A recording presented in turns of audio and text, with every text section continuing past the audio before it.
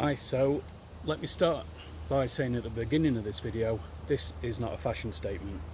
Today the mozzies are really biting, as they were yesterday, so I thought, given that my head tends to be a bit under threat, I'd do something about it, and this seems to be the most effective way. So no, I've not gone all Rambo, before you ask, but what I am doing is I'm going to demonstrate my new piece of kit. It's nice and compact, it'll boil your water, it'll help feed you, and the running costs are insignificant. £3.50 for a bottle of mess. I'm not sure how big they are, but it'll fill the medium-sized Trangia bottle, which are designed to store your fuel. Bought this off the Amazon site, cost me £18, which I didn't think was too bad. It's made out of titanium, so for all you people out there who are concerned all the time about weight, there is no weight. What kind of sets it out, I suppose, maybe from some others, it's a double burner, I don't know if you can see that. So you've got two rings of jets, unlike the Trangias, which just have a single ring of jets on the top, because these actually burn fumes. So they don't actually burn the fuel that you put in the bottom, they burn the fuel, vapours that are generated once that gets hot. There are two measures on the inside, a 1 fluid ounce and 2 fluid ounce. If you want millilitres, turn it round and you've got 30 and 60. What I'm going to do is I'm going to do a test. I'm going to put it on the minimum amount because I don't want to be burning it all day. One downside to these, over such as the Trangias, is there's no control over the top, so you've got no heat control, and also you can't extinguish the flames, so you kind of got to let it burn out. So I guess it's useful to know roughly how long your fuel will last depending on how much you put in, which is kind of what I'm trying to do with this little test. So what I'm going to do is I'm going to put the pan support, comes in two halves, they slot together and then sit inside. Now I've seen a lot of videos on YouTube where, I don't know if you can see that, there's a wire in there that links up, and the advertisement that is shown on Amazon basically shows that as a complete ring through one of the holes, and people seem to think that's what you do with it, you just use it with that through a hole. Where's the purpose? But the purpose is that once you connect these together, you link the wire through the holes, and then when you have to lift your support, the whole thing comes as one rather than falling into two halves, which would be a bit of a nightmare, especially when it's red hot. So we'll see that in its correct form, and what I'm going to do is I've got a pot which I'm going to do a measure of water into it, and then I'm going to test the burn time, see how long it takes to actually get up to a rolling boil, and then that'll give you some indication as to how much fuel you need to put into it to actually, whether it's just boiling enough water for a drink, or whether you're going to be cooking something dehydrated and you know you might need a little bit longer, who knows. So that's what we're intending to do. I've got a tarp set up behind me to give me some shelter. It's a little bit breezy today. These don't come with a windshield like some do, but I think we'll manage okay. If necessary, I'll rig something up or stick myself in the way. And yeah, so let's see how we get on. Okay, so what I've done now is I've taken the little stove and I put in 30 millilitres of fuel, and what I'm going to put on top of that is the very popular Pathfinder pot, 700 millilitres, but I've only filled the water level up to 500 because I think that's more than adequate for a drink.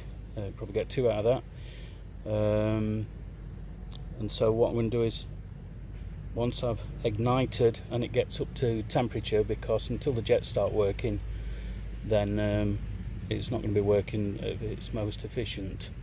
In winter time, these need to warm up in order to get working properly. I'm not so worried about today, it should work quite effectively.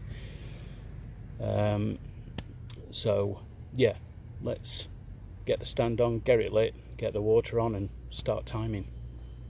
Okay.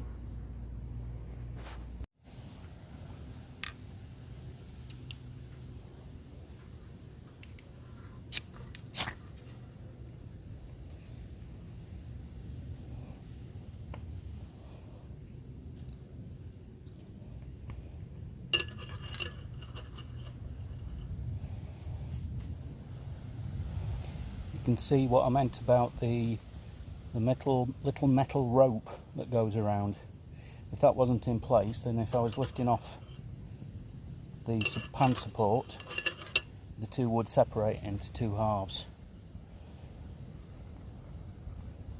You can already see that there are flames starting to come through the jets on the lower burn.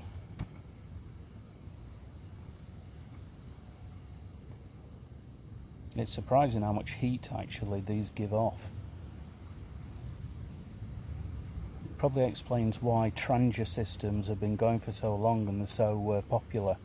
The fact that the fuel is cheap, the whole system's lightweight, with it being aluminium.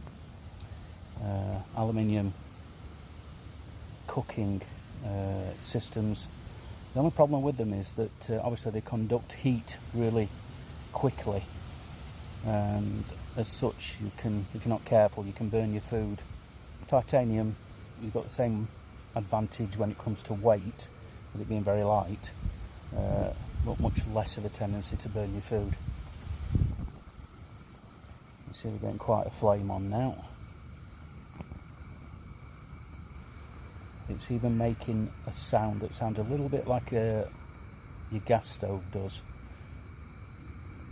which kind of indicates to me, and I can see little jets now coming out through the bottom. That rope is red hot. I'm just gonna get in for a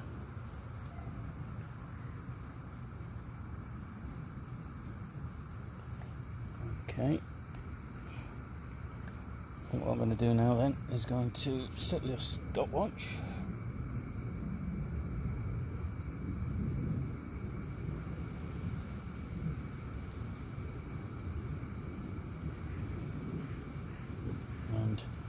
Let's have a look at it. I'm going to leave the lid on. It's most effective, most efficient way of boiling the water, of course.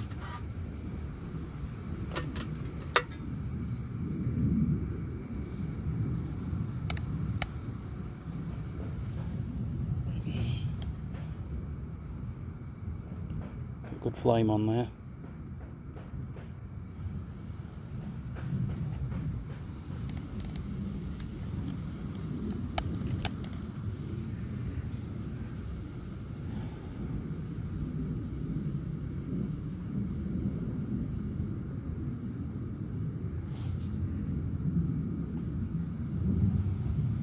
Okay, I'm sure you're not just going to want to sit there and watch this boiling, so what I'm going to do is I'm going to cut back to you when we're at a rolling boil. Okay, so we're back. Very interesting. 4.5 minutes and the mess was burnt out. So, but what I can say is that the water inside the pot, 500 ml of water, was hot enough that I can't hold my finger in it. It's too hot, so it'd definitely be hot for a drink. So maybe that's a good indicator, a good guide. So 30 millilitres of fuel is enough to boil you enough water for 2 drinks, 2 hot drinks, so you and your mate. And in not blustery conditions, but there's a reasonable amount of breeze that's been blowing the flame around, so maybe from a heat perspective it's not 100% efficient under those conditions. But then saying that, I don't think there's much in the way of heat loss either, because the flames are still hitting the pot. What I would recommend as well is you wear gloves, because I didn't, and when it came to lift the lid off it was a bit warm. And also the lid, don't jam it in. I don't know if they're all like it when they're brand new, but they're quite a good fit. I mean, you can use the fish spreader on these, so it's okay if you want to lift it off, but I found the handles, the flames were flicking around that much that even the handles on the side had got a bit too hot. But that's a minor detail. These things come with practice and experience when you're using new gear. So would I recommend it? Yeah, I definitely recommend it. I think it's a great alternative to, say, a firebox. Fireboxes are great if you're in an area where you can have an open fire, because it's still an open fire. It may well be contained within a box, which gives you a great deal of control over your cooking. But you also need to be in an area where you've got the fuel, unless you're taking your fuel with you, of course. And I know you're going to say, oh, well, you have to carry fuel for this one. Yes, you do. But how cool are these bottles?